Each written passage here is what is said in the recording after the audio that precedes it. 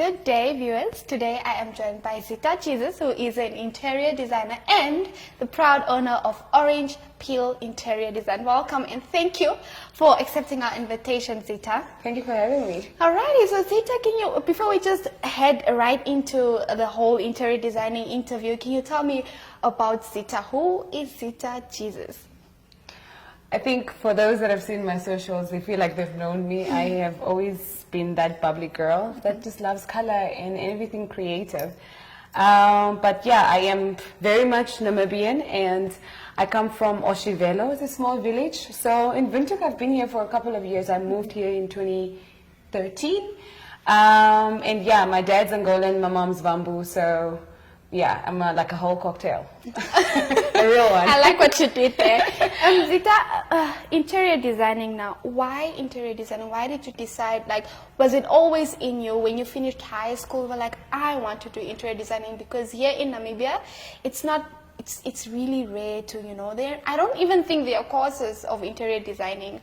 So why interior designing? I don't think there was like a specific moment where I decided like I'm going to be an interior designer. I think growing up, I think I wanted to be a doctor, but just because of the coat. Yes. And not because of just the because actual, of the whole, yeah, you know, the whole professionalism and the stethoscope and yes. But it was never something that I said I wanted to do growing up. In fact, it was not even a thing.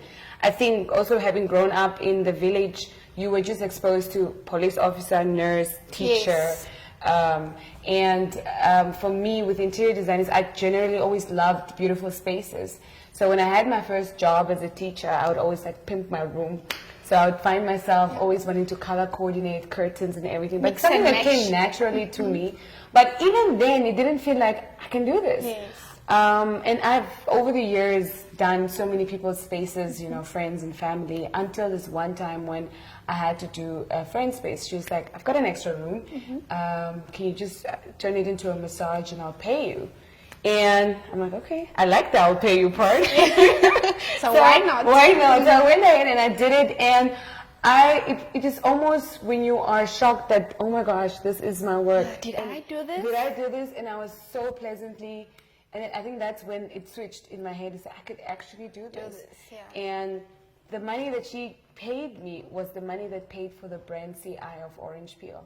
So I paid somebody to just make me a logo and the letterhead. I don't know. At that point, I didn't know, but I just knew there was something there, and the interest grew. And I did a lot of online courses, YouTube channel, best teacher ever. And I started taking on smaller projects, but I did due diligence in terms of getting to understand the art before I started marketing as much as I am doing right now. And I think from there, I've really, with every project, I've really just grown.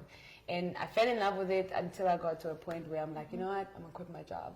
And I will do this. That was a quite bold step that you took, I must say.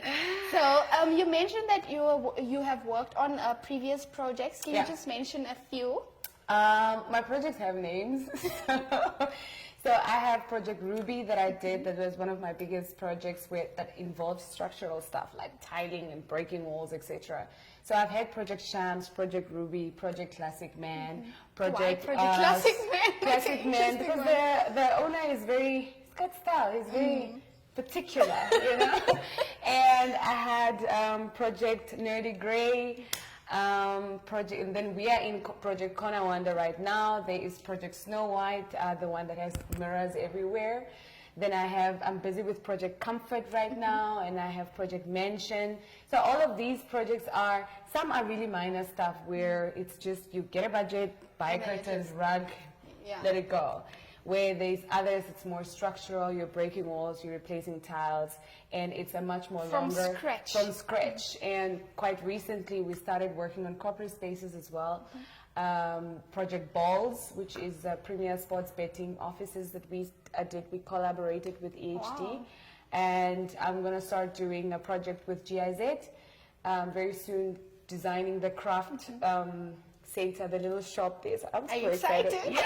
I can see. Because there's a lot of paneling and and stuff. I don't want to give it away too much. Yeah, so quite a few corporate spaces we're going to work on now, and we are busy planning on going outside Windhoek as well. So there are some projects we're working on beyond that. Definitely we'll see you in the coast. We'll see you in the coast, definitely in I have a house there, so you might as well just... So we're even looking at Katima right now, Wow. surprisingly. So far. I know. So far. Yes, but we have a plane. Not we, but... yeah, we can, About the names, Ruby, Snow White, classic, man. Corner Wonder. Yeah. Why? How do you come up with your names? I think sometimes it comes in conversation. For instance, with Project Comfort, my client was very high on it must be comfortable. Whatever decisions we made was based around comfort. And it was just so befitting for it. Whereas projects like Gallery Galore, for instance, we had to do a whole gallery timeline along the stairs, and that was like the feature of the space. So it was centered around that. With Corner Wonder, is because the room, we had to make this work. This was something that we needed to make work somehow. And it's a beautiful corner, but it's wonderful at the same time. And we needed to do a bit of paneling just to complement the space, which is why we call it Corner Wonder, because all the other rooms also have corner windows. So that's why we it was just called fit to call it yes, Corner Wonder. Corner Wonder. So it's pretty much, it comes from either the space or the homeowner.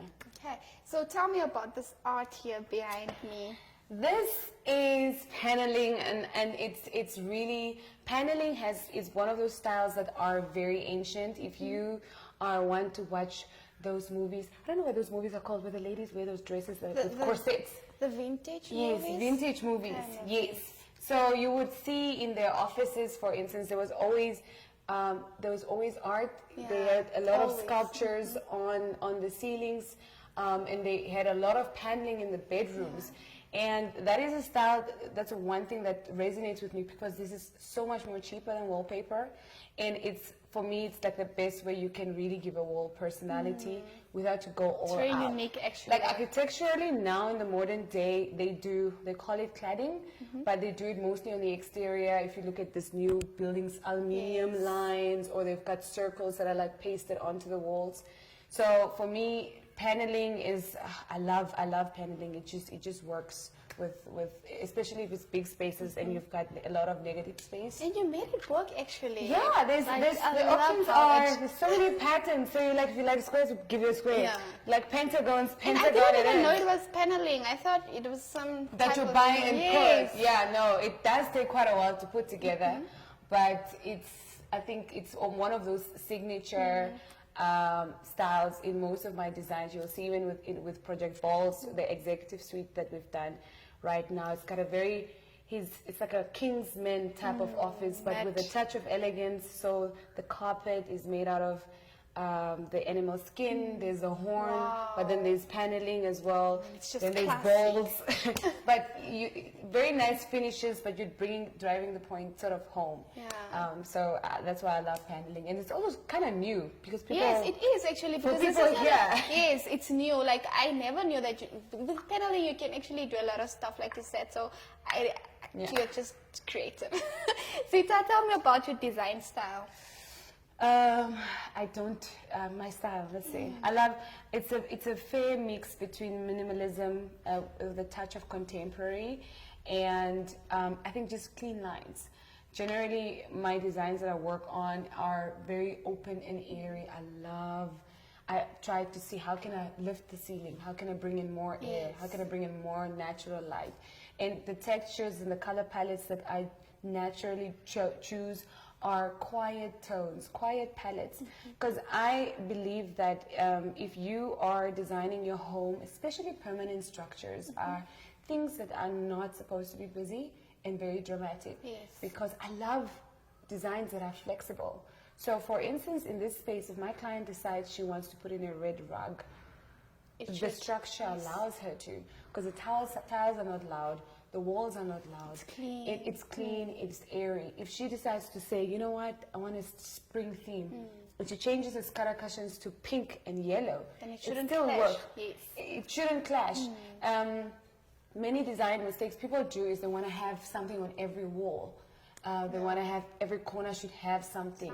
But I love space. I love floor space. I don't like bulky furniture. I love furnishing the space that matches the functionality, because I need to understand, what are you using the couch for? How many people generally sit on it? Then I can buy a couch that actually houses that. Whereas people, you don't buy something just because it's on sale or because it's pretty, but it's going to eat up all the space. Do you really need a coffee table, or can you get a side table? So it's understanding, it's like a fair balance between functionality, space, style, and atmosphere. So with the personal touch. With that personal touch, and that's where that personal touch comes through with accessories, for instance, that you put in the colors that they're naturally drawn to. I love how you're into clean lines, because now, for instance, that you mentioned that if you want everything on every wall, like if I want a red rug, then my wall is orange, so it clashes, so it will be a whole disaster. Yeah. So I love the fact that you always leave room for a change, and then you can actually do anything and everything in the room. Yeah. Okay, so where do you find your inspiration? Yes. Your inspiration comes from different places, but mostly my first place, even when I'm busy doing mood boards, I go to nature. My source of inspiration is always nature. It's always been nature, because if you look at landscapes, it gives you an idea of the colors and the textures that are natural, that form this beautiful picture. So say, for instance, if you look at the plant, for instance, you can see that brown and green can actually work very well together. So that is a palette I can take and say, you know what, I want the scattered cushions to be a mix of a brown and I see what you did there. Yeah, I see what you did there. Because if it works in nature, then I'm confident that it works. It will work in my designs. Other places of design really comes just from chatting to the homeowner and seeing what are their interests, what makes them unique, what do they like, are they naturally drawn to? Is this a traditional person? Are they more old school? What is their personal fashion style like? Maybe you can link it. Are they a rose gold person, or are they a gold person? You know, are they like they don't like shiny things, for instance, or are they an artistic person? Then you want to personalize the space to just fit that. Okay, and what is the difference between interior design and interior decoration? Because I'm not a designer, so I'll be like, oh, this is interior designing, but it's interior decoration. I think decoration is it's almost like when you're actually making something pretty. Let's say you're putting on the cushions, but then the interior design aspect is when you have taken into consideration the mood that you want to create. So you have a space that you're designing for a specific function, and you want this function to resonate with the client in a specific way. It needs to be, for instance, like we said, you want it to be airy, you want it to be clean, or you're designing a space for kids. So you are putting in, if the child is waking up from a bed, is left-handed, right-handed, okay, so the cabinet must be this low. So you're designing a space befitting to its function. So that's designing the interior, where decorating is the actual act of putting the stuff together. So they kind of go hand in hand, and I can understand why people use it interchangeably. But decorating is like on the cake has been baked. Now you're putting on the little flowers. Whereas the designing part would be the measuring, you know, how much sugar, how much butter, how much what. So it's the building up. It's the build up to it, because you got the brief from the client. They say it must look like Mickey Mouse and it must be banana flavored. So that's the baking part, is the design part of it, and then the decorating part is, I think that's the simplest way I can explain it. Yeah. Not sure if it makes sense. I hope it does. Yeah, it does. I think I'm more smarter now. So, last but not least, any interior design tips for people that, you know, just doesn't really want to tap into it, designing like with the whole, get it to the base, but you know, that likes, like when you get into a room, you already start, you know, I can change this. So any tips for them? My interior design tips would be, first, you must just understand what you want to achieve.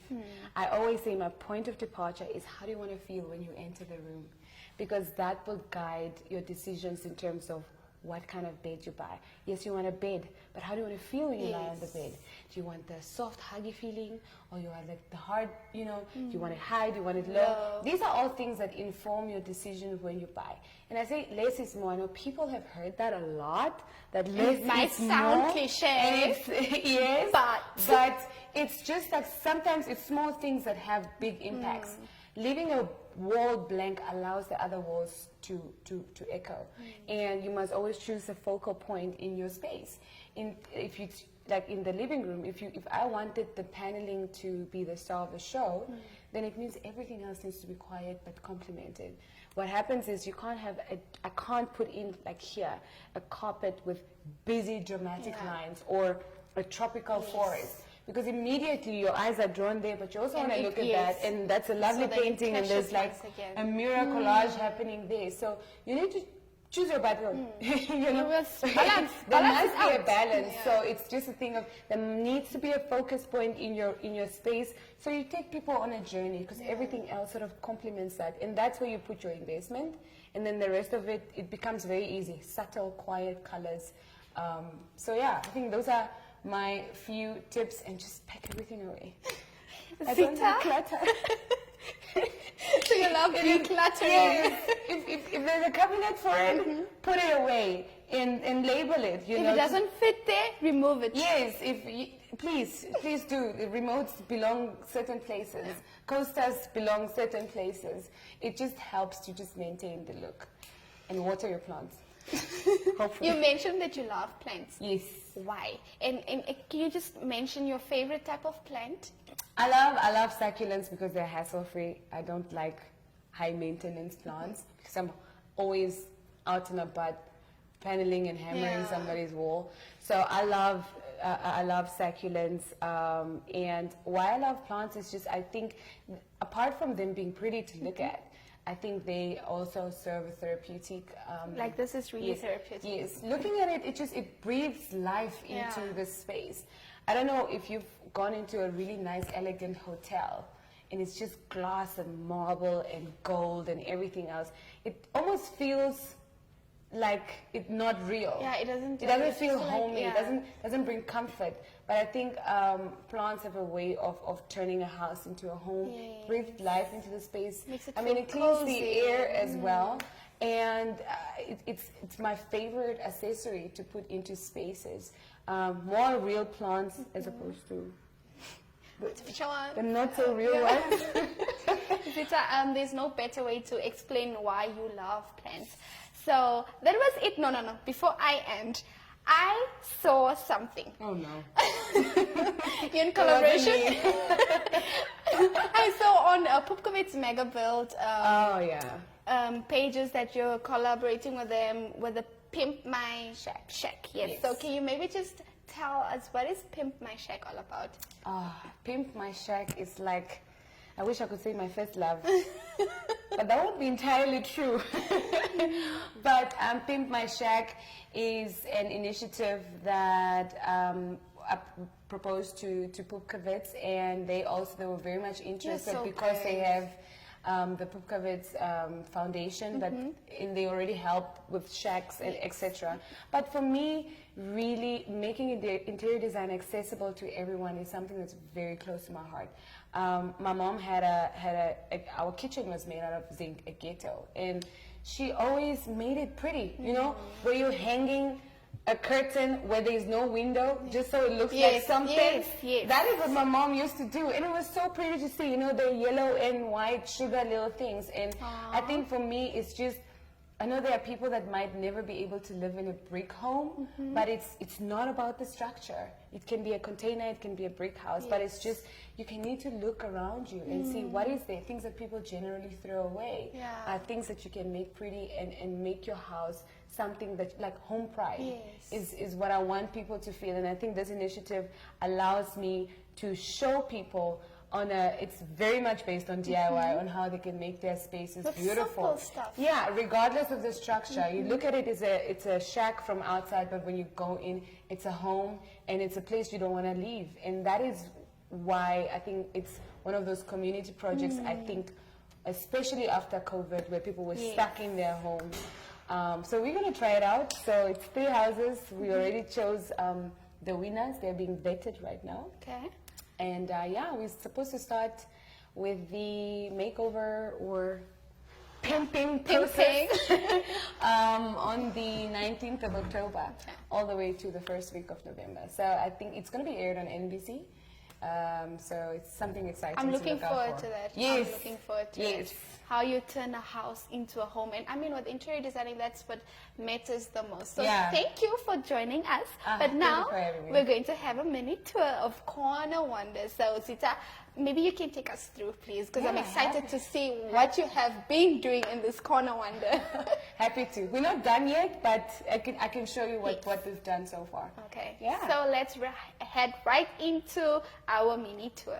Cool. Project Corner Wonder, and I think the inspiration here is my client gave me creative freedom, and I was like, just trust me, allow me to do just something completely different, and if you don't like it, then I don't know. But yeah, so this is copper pipes, the ones that you use for your plumbing. They actually meant to be inside the wall, but I decided to use that to panel this and just to create this beautiful piece of art and match it with this nice rose gold pendant lights. So as opposed to having a bedside lamp on the table, we thought let's have the lights come on the side, and they've got a beautiful yellow lights that you know comes through. So we didn't put in the LED or anything. So in the evening, it has that the turn off the lights, light the candles type of vibe, and that's what we wanted to create, a really lovely experience for my client in her bedroom, and just do something completely out of the box. And she still loves it. She's like still surreal about it. I see her snaps, and she's just like loving it. And I'm glad she allowed me to do this. This is beautiful. Yeah, rose gold. Who would have thought? Viewers, that was it from Zita, Jesus and I. Thank you once again for accepting our invitation and taking us through this Corner Wonder mini tour. You're really good at what you're doing, Zita. Oh, thank you so much, and thank you for having me. I hope I've inspired someone. You did, a lot. I'm actually working out smarter, so catch me outside.